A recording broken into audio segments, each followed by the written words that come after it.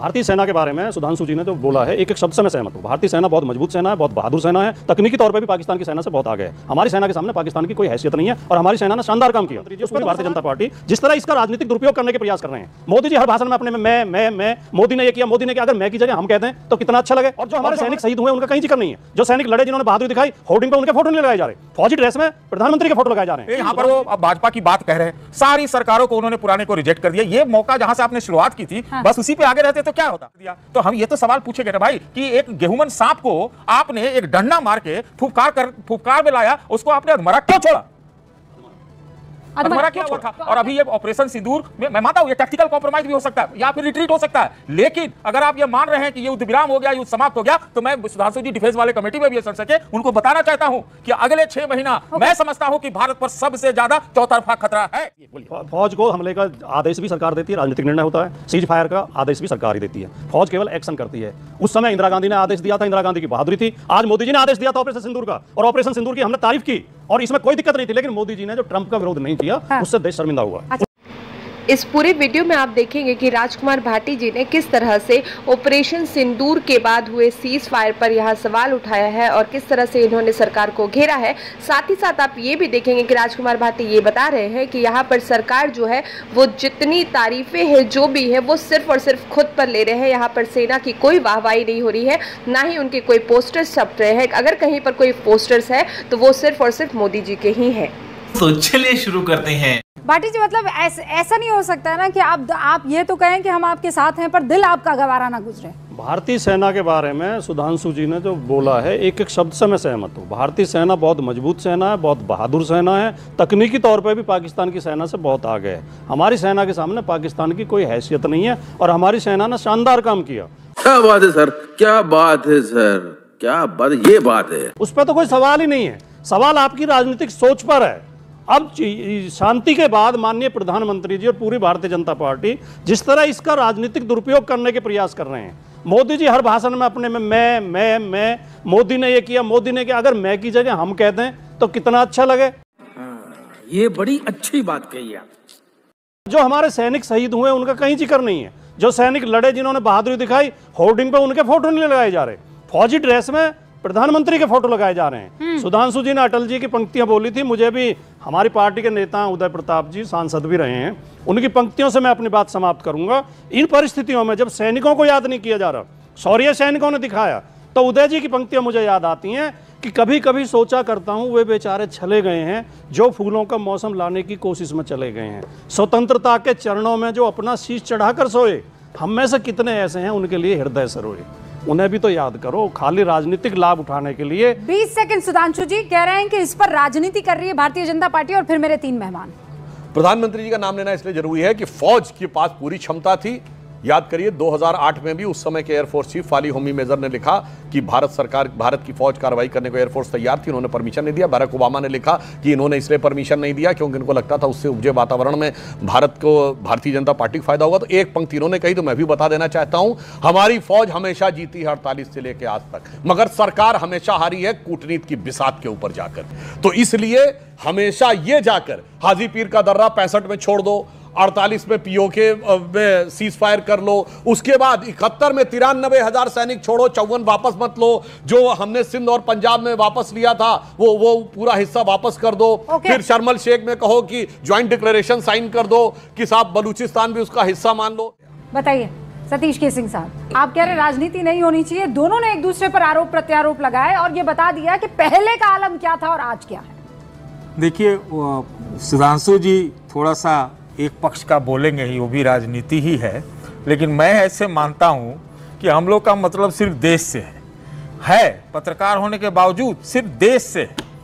और उस आधार पर मैं तो यहां तक कहने के लिए तैयार हूं कि जो 33 देशों में जो प्रतिनिधिमंडल गया है उसमें मैं सुधांशु जी का नेतृत्व देख सकता हूं, वैसे इनमें क्षमता है, लेकिन ये क्यों नहीं है मुझे नहीं मालूम। यहाँ पर वो अब भाजपा की बात कह रहे हैं, सारी सरकारों को उन्होंने पुराने को रिजेक्ट कर दिया। ये मौका जहां से आपने शुरुआत की थी, बस उसी पे आगे रहते तो क्या होता। बात तो सही है। अब आज को सवाल तो किया जाना नहीं, मैं नहीं चाहता करना, लेकिन एक सवाल तो है ना कि आपने कहा पहले सीज फायर कर लिया, ये चीज लौटा दिया, ये कर दिया, वापस कर दिया, तो हम ये तो सवाल पूछेंगे ना भाई कि एक गेहूमन सांप को आपने एक डंडा मार के फुफकार में लाया, उसको आपने अधमरा क्यों छोड़ा? अधमरा क्यों छोड़ा? Good question, you are a good question. तो आप क्या चाह रहे थे, फिर क्या हो जाना चाहिए? आप सेना की ही बात छोड़ देते, उनको फ्री हैंड दिया हुआ था। और अभी ये ऑपरेशन सिंदूर में मैं मानता हूं ये टैक्टिकल कॉम्प्रोमाइज भी हो सकता है या फिर रिट्रीट हो सकता है, लेकिन अगर आप ये मान रहे हैं कि ये युद्ध विराम हो गया, युद्ध समाप्त हो गया, तो मैं सुधांशु जी डिफेंस वाले कमेटी में भी ये संसद के उनको बताना चाहता हूं कि अगले 6 महीना मैं समझता हूं कि भारत पर सबसे ज्यादा चौतरफा खतरा है।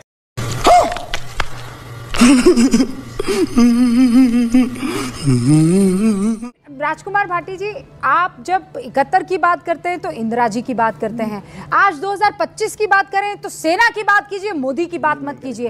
ये अलग अलग जो आपने फील्ड मार्शल का नाम भी नहीं लिया, आपने फील्ड मार्शल का नाम ही नहीं लिया। जवाब फील्ड मार्शल मानेक शॉ का नाम आपने 1971 में लिया ही नहीं। देखिए रूबिका जी, दोनों स्क्रीन पर फौज को हमले का आदेश भी सरकार देती है। सेना साहब उन्होंने मुझसे पूछा, मैं 10 सेकंड में जवाब पूछ रही हैं, केवल 10 सेकंड। जी बोलिए। फौज को हमले का आदेश भी सरकार देती है, राजनीतिक निर्णय होता है। सीज फायर का आदेश भी सरकार ही देती है, फौज केवल एक्शन करती है। उस समय इंदिरा गांधी ने आदेश दिया था, इंदिरा गांधी की बहादुरी थी। आज मोदी जी ने आदेश दिया था ऑपरेशन सिंदूर का, और ऑपरेशन सिंदूर की हमने तारीफ की और इसमें कोई दिक्कत नहीं थी। लेकिन मोदी जी ने जो ट्रंप का विरोध नहीं किया, उससे देश शर्मिंदा हुआ है। अच्छा। उससे लगा कि हमारे प्रधानमंत्री किसी वजह से दब रहे हैं, एक बार आपको अज्ञात वजह से। पूरे सम्मान के साथ एक बार याद, आपने कहा उस वक्त इंदिरा गांधी ने सेना को आदेश दिया, ये उनकी बहादुरी थी।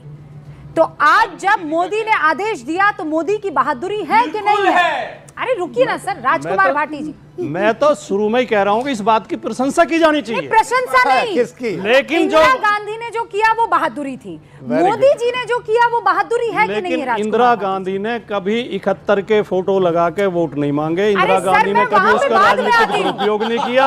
इंदिरा गांधी ने कभी ये नहीं कहा कि मेरे अंदर खून नहीं दौड़ रहा है। मैं बाद में, इंदिरा गांधी के अंदर खून ही दौड़ता था। नहीं, इंदिरा गांधी, हमारे मोदी जी कह रहे हैं कि सिंदूर दौड़ रहा है। नहीं, इंदिरा, देखिए फिर वही बात, मैं पहली बात पे अटकी हुई हूँ कि अगर इंदिरा गांधी की बहादुरी थी तो प्रधानमंत्री की बहादुरी थी उस वक्त कि उन्होंने सेना को आदेश दिया। आज प्रधानमंत्री की बहादुरी है कि नहीं कि उन्होंने सेना को कहा कि जाओ तुम घर में घुस के मारो, है कि नहीं?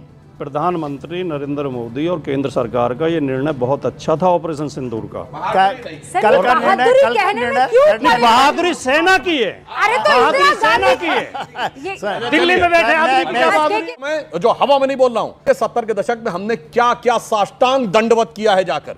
उसने कहा 60 के दशक के अंत में हटाओ प्रीवी पर्स, यस सर, हटा दिया। उसके बाद फंडामेंटल राइट में राइट टू प्रॉपर्टी हटाओ, यस सर, हटा दिया। उसके बाद का बैंकों का नेशनलाइजेशन करो, यस सर, हटा दिया। उसके बाद का इंडस्ट्री का नेशनलाइजेशन करो, यस सर, हटा दिया। उसके बाद उसने कहा कमिटेड जुडिशरी की बात करो, यस सर, हटा दिया। उसके बाद उसने कहा नाम बदलो, अपना कॉन्स्टिट्यूशन बदलो। Union of Soviet socialist Republic ने कहा यस सर, सेकुलर सोशलिस्ट कर दिया। अब आज की बात करता हूं, हमें इसका इलाज क्या करना था। देखिए मोदी जी ने किस समझदारी से काम किया है। देखिए पाकिस्तान के पास 1 हफ्ते का फॉरेन एक्सचेंज रिजर्व बचा है।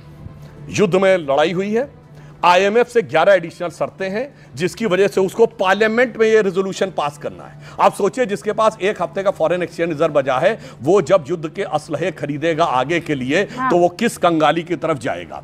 हमने लेकिन आईएमएफ का लोन भी तो आया है ना? मैं सुई कर रहा हूं, आईएमएफ के लोन में 11 एडिशनल शर्तें हैं, जिसमें लिखा आपको ये उसमें ये भी है, फॉर्म सब्सिडी खत्म करनी पड़ेगी। सुनिए तो उसमें लिखा है कि आपको ये सब्सिडी खत्म करनी पड़ेगी, पार्लियामेंट से एक्ट पारित करके बनाना पड़ेगा। अब आप सोचिए ये तो वो कह रहे थे कि भारत के लिए क्या क्या चीजें हैं और पाकिस्तान को क्या नुकसान पहुंचाने वाली है। पता नहीं गौर किया कि नहीं किया। मुझे बहुत आश्चर्य और बहुत दुख हुआ कि भारतीय जनता पार्टी के प्रवक्ता और राज्यसभा सदस्य श्री सुधांशु त्रिवेदी जी को फिर भी पर्स खत्म होने का भी दुख है, बैंकों के राष्ट्रीयकरण का भी दुख है, संविधान में सेकुलरिज्म और सोशलिज्म क्यों लिख दिया उसका भी दुख है। इन्होंने अपने फिर अंत्योदय की बात क्यों करते हो? अगर बैंकों का राष्ट्रीयकरण का आप विरोध कर रहे हो फिर भी पर्स खत्म करने का बार विरोध कर रहे हो। 1930 में जब कांग्रेस, मैंने जैसे आपको बोलने दिया गया था ऐसे बोलना चाहिए। अब मैं जवाब देता हूं। देखिए, सरासर झूठ नहीं बोलना चाहिए। मैंने कहा है सब रूस के इशारे पे किया गया। नो, ये आपके आरोप है केवल। भाई पूरी बात अब आप बोल रहे थे, मैंने डिस्टर्ब नहीं किया। और अच्छा काम रूस के इशारे पे भी किया तो ठीक है, उसका समर्थन करो। अगर हम क्या तो अच्छा। और एक और बात बताऊं, भाटी जी, आप तो पढ़े लिखे, ऐसा झूठ क्यों बोलते हैं? ये बताइए, बैंकों के नेशनलाइजेशन का विरोध किसने किया था? हमने किया था? नहीं, कांग्रेस पार्टी के फाइनेंस मिनिस्टर मोरारजी देसाई ने पार्टी ने उस समय विरोध किया था। स्वराज पार्टी ने भी किया था। मैंने डिस्टर्ब नहीं किया। जनसंघ ने भी किया था। मैं भी डिस्टर्ब नहीं कर रहा था। कांग्रेस पार्टी के अंदर से विरोध हुआ, मोरारजी देसाई ने इस्तीफा दिया और उसी के अंदर में आप प्रधानमंत्री। वो नेहरू, ये तो जनता परिवार है ना, आप तो भी जनता परिवार वाले ही हैं। मोरारजी देसाई वाले। अच्छा, नेहरू के बाद हुआ। मेरे लिए हो गए तो ठीक थे। अब दूसरी बात आई, मैं ये कहना चाहता हूं, सुनिए, और फिर भी पर्स भी नेहरू के बाद खत्म हुआ। सारी बातें मान ली कि रूस के इशारे पर केजीबी का दिल्ली में ऑफिस था, सब कुछ था। तो ये युद्ध विराम किसके इशारे पे हुआ? किसी के इशारे पे नहीं हुआ। किसी के इशारे पे नहीं हुआ। वो भारत की रणनीति नहीं है। मैं बोलने में लगता होगा इशारे पे, किसी के इशारे पे नहीं, आपके इशारे पे हुआ। दीजिएगा, वो क्या है? देखिए देखिए